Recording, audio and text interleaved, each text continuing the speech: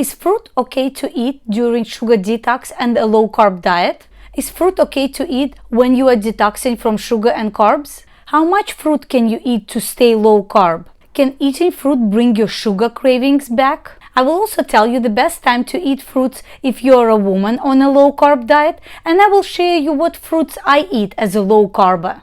Let's talk about it. When starting a low-carb diet, it is easy to accept that you need to avoid added sugars and high glycemic foods. That's why we are doing this diet. However, when you are just starting a low-carb diet and going through the initial sugar detox to get used to eat without carbs and sugar, you need to pay extra attention to the gray area foods. These are the foods that when you eat them in small amounts, they are fine for you on a low-carb diet. Fruits, starchy vegetables like for example sweet potatoes and beets, dairy, nuts, and even caffeine. When we eat those foods in small amounts, they are good for us and can diversify our already limited diet. But you need to be mindful of the amounts of these foods you eat or drink if you are on a low-carb diet. Because if you overdo them, you can bring your carb and sugar cravings back. So if you eat too many fruits, you can wake up those carb cravings, and it will make your diet and your life so much harder. Here are a few problems with fruit for people who are sensitive to carbs. Number 1, fruit are high in carbs. Number 2, fruit are not as nutrient dense as they are popularized to be, at least not enough to excuse all that sugar for some of us. Especially if we are talking about conventionally grown fruits that are sold in the supermarket. And of course, dry fruit, canned fruit would be in that category as well. Number 3, they are too easy to overeat, especially if you are cutting out other sources of carbs. You may end up craving more fruits and you may lose your way with them. Number 4, they bring the cravings for sugary and starchy foods back. Because fruits are considered to be healthy foods, we are encouraged to eat unlimited amounts of them. We hear the phrase eat more fruits and vegetables all the time. However, I believe that this phrase should be rebranded as eat more vegetables. Fruit is a dessert. On paper, fruits look great. They have a lot of nutrients, vitamins, minerals, even fiber. How can they be bad for us? If you're a carb-sensitive person, then eating fruits is just as bad for you as eating foods with added sugars. The amount of carbohydrates in those foods, that's what matters. Unfortunately, eating a lot of sugary foods over time creates a damage in our intestines, and it promotes the growth of sugar-loving bacteria, parasites, and yeast. So unless you change your ways and you change your diet and you clean your gut and detoxify from all those parasites, when you eat anything that contains sugar, or even if it comes from fruit, those critters are the first ones to eat all the nutrients from that food, even if you ate a healthy apple. And in addition, those critters ate all your nutrients. They will also produce a lot of toxins that will make you sick even more and even promote this cycle of getting sicker. So the only way to start enjoying fruits again is to clean out your gut, to detoxify from all the parasites and yeasts and stuff, and only then to reintroduce the fruits and see how much of them can you tolerate without getting all your symptoms and cravings back. Also, don't forget that sugar is an anti-nutrient. That means that the sugar molecules literally block the absorption of nutrients, especially minerals, into our cells. And that makes eating anything that is sugary and starchy, including fruit, pointless. So we need to find the right balance of how much carbohydrates and sugars you can eat, so it actually promotes the health of your body instead of making you sicker and promoting the growth of all those critters. In my opinion, as a low carb and a sugar detox coach, fruits are a dessert and should be treated like a treat as a part of a healthy low-carb diet. I do recommend avoiding most fruits in the first 90 days of your low-carb diet when you are going through the sugar detox, stopping your sugar cravings. So let's talk about sugar in fruits. There are 3 types of sugar in each fruit: fructose, sucrose, and glucose, and the amount of each of those sugars is different depending on the fruit. But in the end of the day, sugar is all sugar, and even though it's processed differently in our bodies, at the end it's all sugar. Let's take an apple as an example. Internet says that an average apple weighs about 140 grams. I actually weighed the apples that I found in my house in the fridge, and the green apple weighs 157 grams. It's a little bit above average, and the red apple is 141 grams. So it's exactly the average size apples. They may look a little bit bigger on the screen, but they're actually kind of small, you see. So according to some searches, an average apple will have about 19 grams of sugar, total sugar, about 2 to 3 grams only of fiber, and that means that the net carbs for this apple is about 16 to 17 grams of sugar, free sugar that will be absorbed in your body. And according to some weight loss apps that I found, it will take about 31 minutes of walking or 9 minutes of jogging to burn off the sugar from one small apple. It's really not that big. So because this green apple is a little bit bigger, it's 157 grams, it will take about 40 minutes of walking to burn off the sugar from this apple. So imagine if you eat fruit like this all the time, multiple times a day, and you are not a very active person, that sugar is going to affect your health eventually. Some people may argue that apples have a lot of nutrition in them. Yes, they do have vitamin C, vitamin K, group B vitamins, magnesium, potassium, and fiber.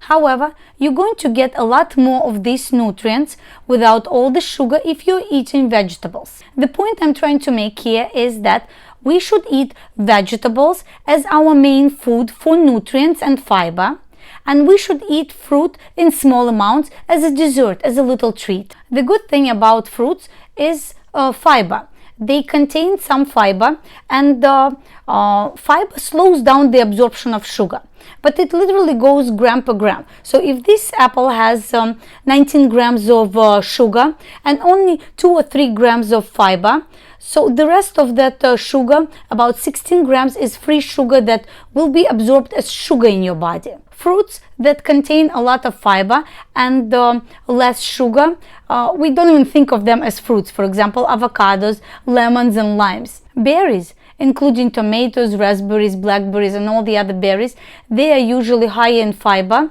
and lower in sugar. So these should be your first choices if you're eating fruits.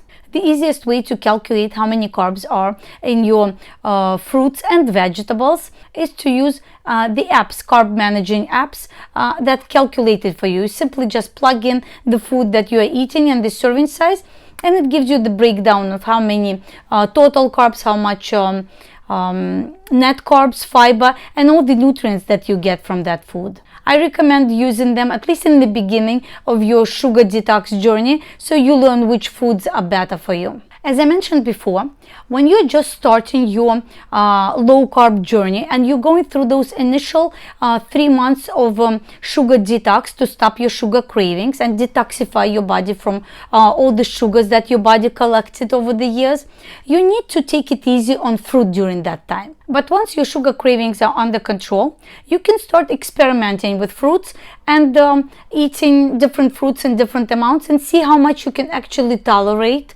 and find your way in this low-carb journey. We are all different.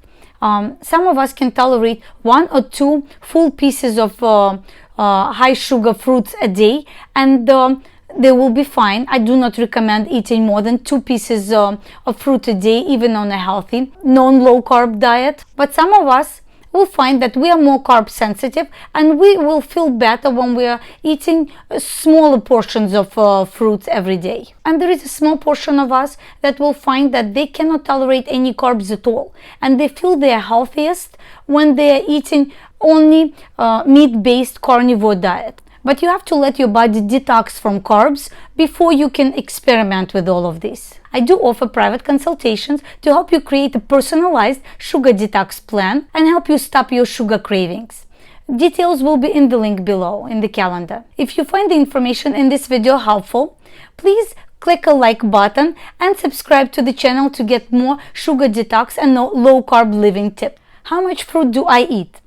I've been experimenting with different versions of a low-carb diet for many years. Right now, I know exactly which fruits and in what quantities work best for me. I do enjoy some fruits daily, but I have to keep my carb count low in general. I eat avocados, lemons and limes daily, but I do not consider them as fruits to even worry about their carb count. When it comes to lower carb fruit, I eat 2 of them a day on my non-keto days. I will explain what it means later in the video. So I eat the following serving sizes of fruits. For example, half a cup of blueberries or other berries and half an apple in one day, or half an apple and half a grapefruit, or half a grapefruit and half a cup of blueberries or other berries. If I eat high sugar fruits, that would be bite-sized portions. For example, if I eat pineapple, it would be 1 or 2 small slices of it at a time. Maybe 1 or 2 small fresh figs, or a few slices of red apple, maybe 2 small slices of watermelon, small portions. I say no to dried fruit, canned fruit, and also fruit juices. And I recommend that you avoid them completely in the first 90 days of your sugar detox. These versions of fruits are too high in sugar to even trying to figure out small enough portions that it's not gonna break your carb count. Now, if you're a woman and you are trying to start a low-carb diet, pay attention here. You may or may not know that women need more carbs to feed their hormones. Depending on what time of the menstrual cycle we are in, we need the days when we can stay low carb, and we need the days when we intentionally need to eat more carbs. And this is the good news, because at that time we can eat more fruit. I learned this system from Dr. Mindy Pelz, who is an intermittent fasting doctor for women. She teaches women to intermittent fast and eat to support our hormones. So according to her system, there are times of the month, to be exact of our cycle, when we can stay low carb, keto style diet, and there are times of the month when we need to eat more carbs to feed the hormones. So for women, it's the first 10 days of our menstrual cycle. From the first day of the period, we can stay as low carb as we want, and we can do intermittent fasting. Then for 5 days before ovulation, we can eat more carbohydrates, and this is the time to enjoy our fruit. Then for 5 days after ovulation, we can do again intermittent fasting and a low carb diet, keto style diet. And then for 10 days before our period, we need to eat carbohydrates to feed the progesterone and other hormones that will support our health and the overall health and the health of our reproductive system. I started eating according to this system about a year and a half ago, and I noticed how great I started to feel thanks to that. So I keep my low carb days in the beginning of my cycle and right after ovulation for a few days. So basically I have 2 weeks of low carb and fasting, and 2 weeks of the cycle where I can enjoy my carbohydrates, including fruits. On the keto days, I would keep my carbs as low as possible, say under 50 grams or even lower. And on the high carb days, I go up to 100 grams of carbs a day to feed my hormones. This works differently for men. Men don't have their hormones cycling. They have their testosterone pumping in their bodies all the time. So they can technically stay on a low carb diet all the time. And if they are very physically active, they can eat carbohydrates because they will be burning off those carbohydrates. So men who are physically active can tolerate more fruits, and that's when they can enjoy their fruit.